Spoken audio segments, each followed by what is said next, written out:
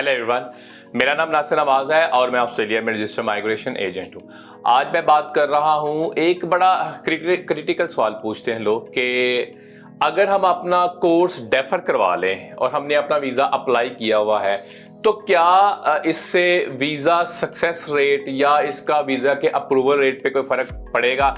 एक तो ये, दूसरा एक और सवाल है कि अगर इंटरव्यू आता है and I am not ready to take the interview तो मुझे क्या करना चाहिए। तो इन दोनों सवालों के मैं आपको जवाब देता हूं डिफरेंट सिनारियो को डिस्कस करने के साथ साथ। अच्छा, अब क्या है कि किसी ने अगर लेट्स से अप्लाई कर दिया, वीजा अप्लाई किया, उसकी इनटेक है फरवरी 2022, अब उसने अप्लाई किया दिसंबर 2021 में वीजा।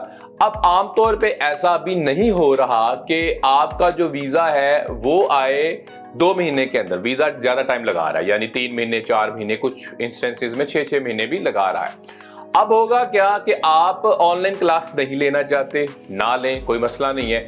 अगर आप ऑनलाइन क्लास लेना चाहते हैं, आपको ये लगता है कि ऑनलाइन क्लास लेने से मैं शायद कुछ पढ़ पाऊं, या अगर आप सारे कोर्सेज नहीं लेना चाहते तो आप रिड्यूस्ड स्टडी लोड ले सकते हैं। लेट्स से आपके 4 यूनिट्स हैं जो कि सब्जेक्ट्स, आप 4 नहीं लेना चाहते, 1 लेना चाहते हैं, 2 लेना चाहते हैं, तो आप अपने प्रोवाइडर के साथ जो यूनिवर्सिटी है या कॉलेज है उनसे बात करके आप कम जो यूनिट्स हैं उनमें एनरोल कर सकते हैं। एक तो ये, अगर आप डेफर कर देते हैं तो डेफरमेंट जा रही है लेट्स से जून में जा रही है, जून 2022 में चली जाएगी या जुलाई में चली जाएगी। तो उससे क्या होगा, उससे कोई फर्क नहीं पड़ता। आमतौर पे आपने करना ये है कि रिवाइज्ड सीओई लेके उसको अपलोड कर देना है। आपने कहना है भाई ये मेरी रिवाइज सीओई आ गई है, और डिपार्टमेंट को आपने बता देना है कि मैं अभी क्लासेस नहीं ले रहा, क्योंकि देयर इज अ पॉसिबिलिटी अगर आपने रिवाइज्ड सीओई नहीं लगाई तो डिपार्टमेंट आपसे पूछ सकता है कि भाई आपकी कमेंसमेंट डेट तो गुजर चुकी, तो आप अगर एनरोल हैं तो एनरोलमेंट लेटर दें, क्योंकि आपने नहीं लिया हुआ तो आपको कॉलेज भी नहीं दे पाएगा। तो ये आपने इस चीज का बहुत ख्याल रखना है कि आपने अगर डेफरमेंट ली है तो डिपार्टमेंट को बता देना है कि भाई मैंने डेफरमेंट ली है। एक तो ये। अच्छा, दूसरे नंबर पे अगर आपने डेफरमेंट ली है तो क्या वीजा प्रोसेस जो है वो स्लो हो जाएगा, ऐसा देखने में तो नहीं आया। और क्योंकि ऐसा लेट्स से आपने डेफर किया तो डेफर करने से आपका वीजा प्रोसेस, क्योंकि आप ऑलरेडी चल रहा है तो वीजा प्रोसेस स्लो नहीं होता, ऐसा प्रैक्टिस में देखने में नहीं आया। तीसरे नंबर पे, अच्छा, अगर आप डिपार्टमेंट को नहीं बताते कि आपका जो है रिवाइज्ड जो है सीओई आ गई और आपने नहीं बताया डिपार्टमेंट को, उसका नुकसान क्या है। अब लेट्स से आपकी स्टडी खत्म हो रही थी दिसंबर 2024 में जाके, रिवाइज्ड सीओई जब ली तो 6 महीने आगे चला गया, यानी कि जून 2025 में चला गया।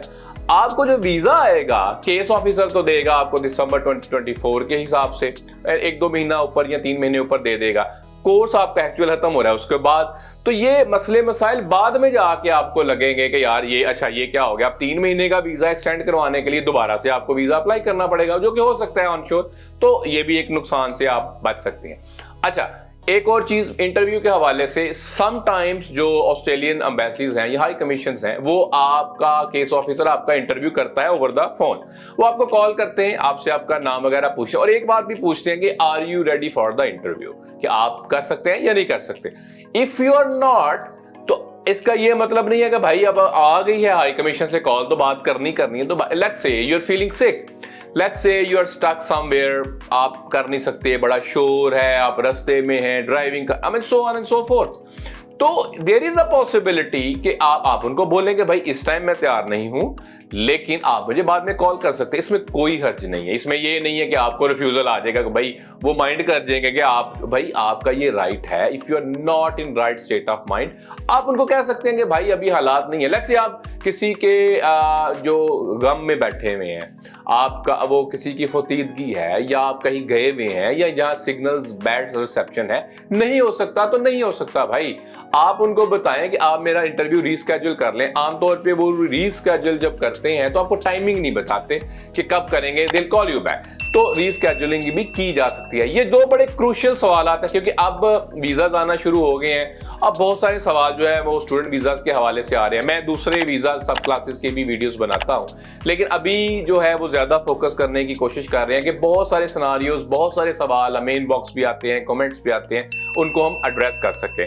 तो ये जो सवाल है, अगर आपका इस हवाले से कोई और सवाल है, कोई और सिनेरियो समझते हैं कि हमें डिस्कस करना चाहिए, कमेंट करें, आप हमें इनबॉक्स करें, मैं कोशिश करूंगा उस पर वीडियो बनाऊं। हमें सपोर्ट करने के लिए, हमारे चैनल को सपोर्ट करने के लिए सब्सक्राइब करें। Thank you.